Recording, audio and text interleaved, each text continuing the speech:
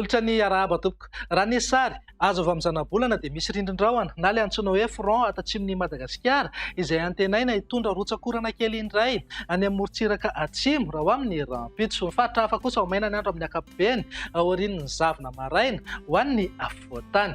Fa manomboka ny alakamisy ho avy izao kosa no azo vahana miandalana ny tsimpon'ny varatra azy. Araka izany angatsika ny andro amin'ny ankapobeny ary miandrandraorana ny morontsiraka atsinanan'ny nosy. Ny ilany atsinanan'ny atamo moa dia andrahoana na andrahoana mitsitokotoko. Raha mahakasika ny any an-dranomasina dia mafisina trano ny fampitandremana fa hisy alon-drano vaventy manomboka amin'ny alakamisy ho avy izao aty amin'ny morontsiraka atsimo andrefana sy atsimon'ny nosy manodidina eo amin'ny 3 ka hatramin'ny 4 metatra moa ny avon'izay alon-drano izay.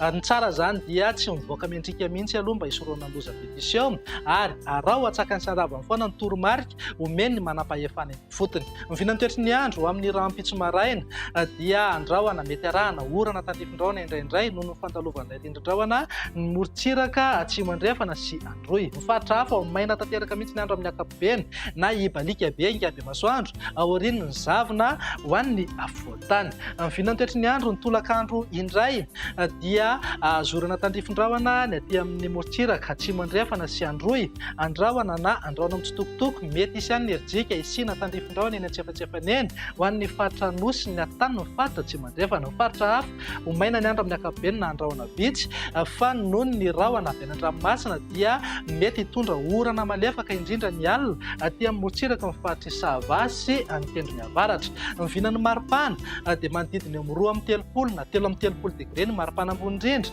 any amin'ny faritra avaratra andrefana. Eo amin'ny 2 amby 20 na 3 amby 20 degré kosa ho an'ny afovoantany. Tafidina 4 degré mihitsy ny maripana ambany indrindra any Vakinankaratra. Ny vinantoetry ny andro ny alakamisy indray dia mety mbola iseho ihany ny zavona indraindray ho an'ny faritra sasany ho an'ny afovoantany. Ny faritra hafa kosa maina ny andro amin'ny ankapobeny fa noho ny fitoeran'ny varatra azy ny tolakandro dia mety andrahoana arahana orana tandrifin-drahona indraindray morontsiraka atsinanan'ny nosy. Hisy tandrifin-drahona ihany koa ny morontsiraka atsimon'i Madagasikara. Ny vinan'ny maripana ao anatin'izay dia eo amin'ny 2 amby 30 na 3 amby 30 degré ny maripana ambony indrindra aty amin'ny faritra Menabe, Betsiboka, Boeny, Sofia ary mety hitatra hatrany amin'iny manodidina ny nosy be iny. Ho an'ny afovoantany kosa eo amin'ny 20 ka hatramin'ny 4 amby 20 degré ny maripana ambony indrindra. Tafidina 9 degré maripana ambany indrindra ny Vakinankaratra, 7 degré kosa ho an'ny Matsiatrambony sy Analamanga.